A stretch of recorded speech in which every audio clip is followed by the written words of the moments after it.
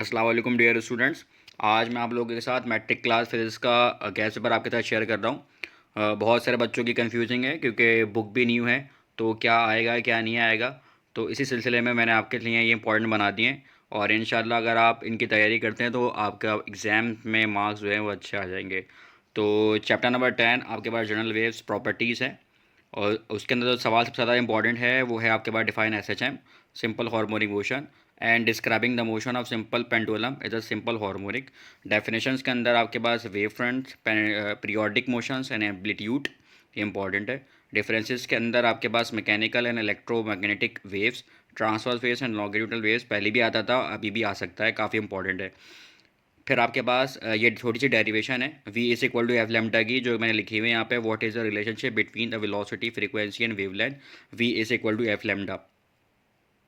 इस चैप्टर के अंदर न्यूमेरिकल की जो बात करते हैं वो न्यूमेरिकल 1, 3, 5, 6, 7 एंड 8, मैंने पेज नंबर भी लिख दिया आपकी यहाँ पे टेक्स्ट बुक का कि पेज नंबर 20 के ऊपर ये न्यूमेरिकल हैं। और वर्क एग्जाम्पल जो मुझे इंपॉर्टेंट लग रही है वो एग्जाम्पल नंबर 3 और 4 है, जो कि पेज नंबर 14 पर है। अब आते हैं हम लोग चैप्टर नंबर 11 साउंड। और उसके अंदर जो इम्पोर्टेंट आपके पास जो डेफिनेशन है वो देख लें आप लोग यहाँ पे कि टाइम पीरियड की, फ्रीक्वेंसी की, बीट्स की, वेवलेंथ की, टर्नल व्हील की, कंप्रेशन की, रिफ्रैक्शन की, इंपॉर्टेंट है। और डिफरेंसेस के अंदर आपके पास म्यूज़िकल साउंड एंड नॉइस, पहले भी आता था अभी भी बहुत ज़्यादा इंपॉर्टेंट है। और क्वेश्चंस के अंदर आपके पास explaining the two factors which effect the speed of sound, ये काफ़ी इंपॉर्टेंट है। और what are the ultrasound, explain its two applications. और explain the electric bell jar experiment, important है।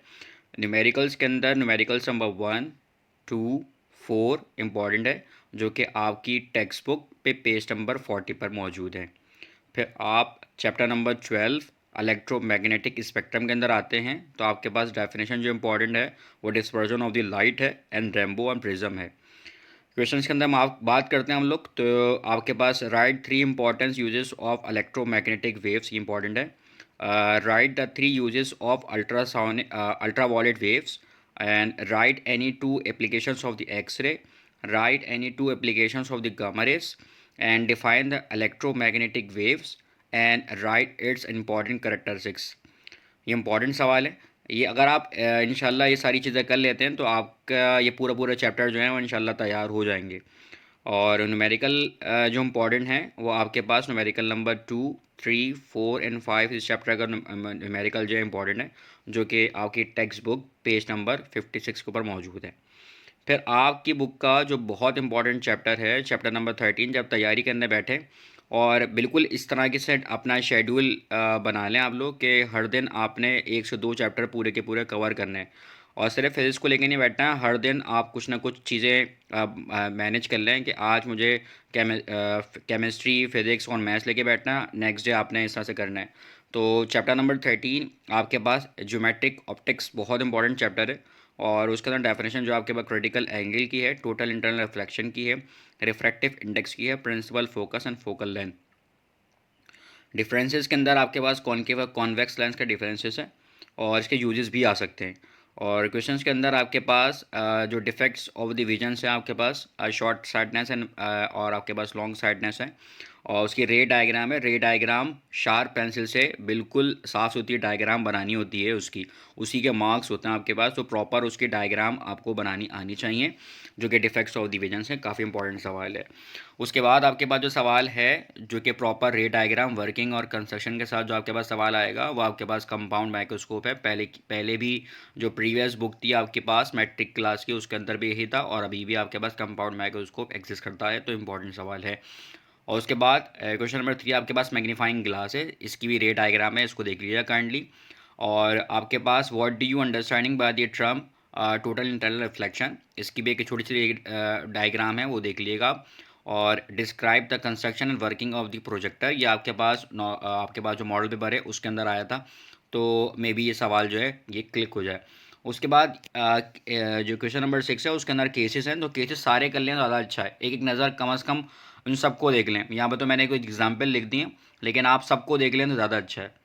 अच्छा, उसके बाद अगर हम इस चैप्टर के न्यूमेरिकल की बात करेंगे तो न्यूमेरिकल 1 2 3 4 एंड 6, लेकिन सारे न्यूमेरिकल कर लें ज़्यादा अच्छा है क्योंकि बहुत इंपॉर्टेंट चैप्टर है। एक ना एक लाजमी न्यूमेरिकल यहाँ से क्लिक होगा।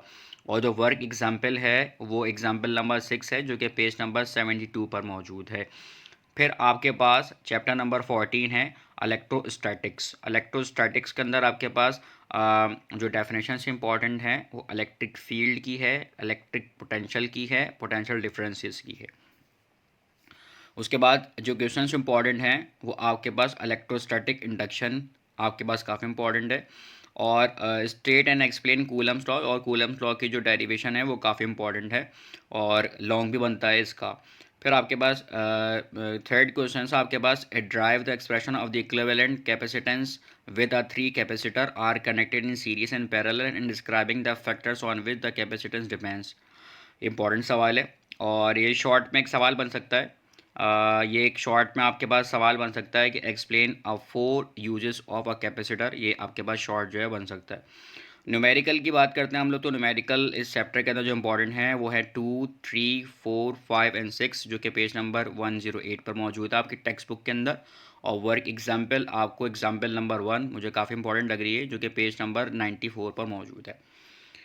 चैप्टर नंबर 15 आपके पास करंट इलेक्ट्रिसिटी है।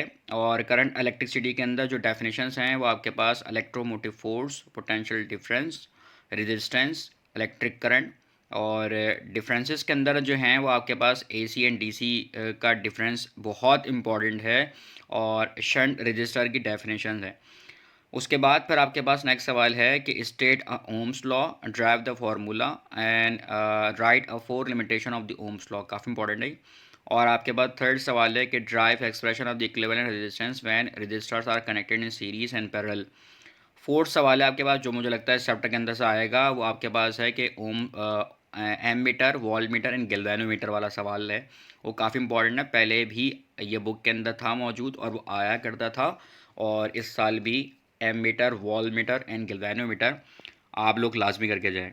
न्यूमेरिकल के अंदर आपके पास न्यूमेरिकल नंबर 1 3 4 5 एंड 6, जो कि पेज नंबर 131 पर मौजूद है। और वर्क एग्जाम्पल नंबर 4 है, जो कि पेज नंबर 120 पर है। उसके बाद चैप्टर नंबर 16 है इलेक्ट्रोमैग्नेटिज्म। और उसके अंदर डेफिनेशन जो इंपॉर्टेंट हैं वो मैग्नेटिक फील्ड की है, magnetic effect of current important है।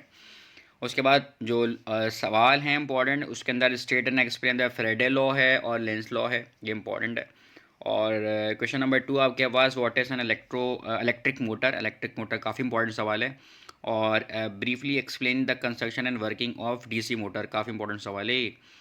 और क्वेश्चन नंबर 3 आपके पास व्हाट इज़ अ ट्रांसफार्मर। ये ट्रांसफार्मर सेकेंड से उठाया गया है और मे बी ये साल ये जो आपकी बुक चेंज हुई है और इसके अंदर ये डाला गया है ट्रांसफार्मर, तो ये इंपॉर्टेंट सवाल भी है और आ भी जाएगा क्योंकि सेकेंड ईयर से ये उठाया गया है और सेकेंड ईयर से सेकेंड ईयर में ये आया करता था। What is a transformer, on with the principal it work, explain briefly in types. और न्यूमेरिकल जो इस चैप्टर के जो न्यूमेरिकल हैं इस चैप्टर के, वो आपके पास 1 2 3 एंड 4 हैं, जो कि पेज नंबर 152 पर मौजूद हैं। उसके बाद चैप्टर नंबर 17 की तरफ हम लोग मूव करते हैं, इलेक्ट्रॉनिक्स जो कि चैप्टर है। और उसके अंदर जो डेफिनेशंस आपके पास इंपॉर्टेंट है वो आपके पास थर्मोनिक इमेजन है, इलेक्ट्रॉनिक गन है, इलेक्ट्रॉनिक्स की है डेफिनेशंस। और डिफरेंसेस के अंदर एनालॉग एंड डिजिटल सिग्नल्स काफ़ी इंपॉर्टेंट है। और सवालों की तरफ मूव करते हैं हम लोग। तो क्वेश्चन नंबर 1 आपके पास है जो कि आपके पास CRO है। और ये आपके पास याद रखें मॉडल पेपर के अंदर भी आपके पास CRO का सवाल है, ठीक है ना। अच्छा, उसके बाद जो आपके पास क्वेश्चन नंबर 2 है वो आपके पास what are the advantages of the digital electronic device over analog electronic device. एक बस नॉर्मल सवाल है और इम्पॉर्टेंट भी है लेकिन, ठीक है। तो आपके पास थर्ड सवाल है आपके पास define OR AND NOR NOT. ये आपके पास इंपॉर्टेंट सवाल हैं। Gates and circuit symbol and truth table for 2 input. तो ये इंपॉर्टेंट सवाल है, ठीक है ना। तो CRO इंपॉर्टेंट सवाल है और थर्ड सवाल आपके पास और एंड नॉर नेट, ये इंपॉर्टेंट सवाल है। और उसके बाद फिर आपके पास चैप्टर नंबर 18 है। और चैप्टर नंबर 18 के अंदर इंफॉर्मेशन एंड कम्युनिकेशन टेक्नोलॉजी है, उसके अंदर क्वेश्चन नंबर 1 है आपके पास स्टोरेज डिवाइसेस है और फ्लैश डिवाइसेस है, फ़ोटो फ़ोन है और ट्रांसड्यूसर है। और क्वेश्चन के अंदर आपके पास जो है वो explain the main component of the computer based information systems और difference between the hardware and software data information अलग अलग है, मतलब हार्डवेयर एंड सॉफ्टवेयर अलग एंड डेटा इन्फॉर्मेशन अलग है। और क्वेश्चन नंबर 3 आपके पास discuss the role of information technology in education, important सवाल है। चैप्टर नंबर 19, अच्छा एक और बात भी आपको बता दूं, चैप्टर नंबर 19 और chapter number 18 and chapter number 17, इन तीनों के अंदर न्यूमेरिकल्स नहीं है। तो जब न्यूमेरिकल्स नहीं है तो इसके अंदर थ्योरी की वर्थ हो जाती है ज़्यादा। तो याद रखिएगा जब इस कॉन्सेप्ट से पढ़ रहे होते हैं तो कि कौन कौन से चैप्टर्स के अंदर न्यूमेरिकल्स हैं और कौन कौन से चैप्टर्स के अंदर न्यूमेरिकल्स नहीं हैं, तो हमें पता होना चाहिए कि जिस चैप्टर के अंदर न्यूमेरिकल्स नहीं है तो उसके अंदर जो थ्योरी होती है वो काफ़ी इंपॉर्टेंट हो जाती है। Now chapter number 19 atomic structure. Atomic structure काफ़ी छोटा सा चैप्टर है और इसके अंदर जो इंपॉर्टेंट डेफिनेशंस हैं आपके पास वो एटॉमिक नंबर है, एटॉमिक मास है, आपके पास न्यूट्रॉन है, आइसोटोप्स है, न्यूक्लियर फिजिक्स है, इंपॉर्टेंट सवाल है। और आपके पास जो लॉन्ग सवाल आ सकता है वो आपके पास रदरफोर्ड एटॉमिक मॉडल है, जो कि आपने पहले से ही पढ़ा हुआ होता है और दोबारा मैट्रिक क्लास के अंदर जो रिपीट हुआ है रदरफोर्ड एटॉमिक मॉडल। फिर आपके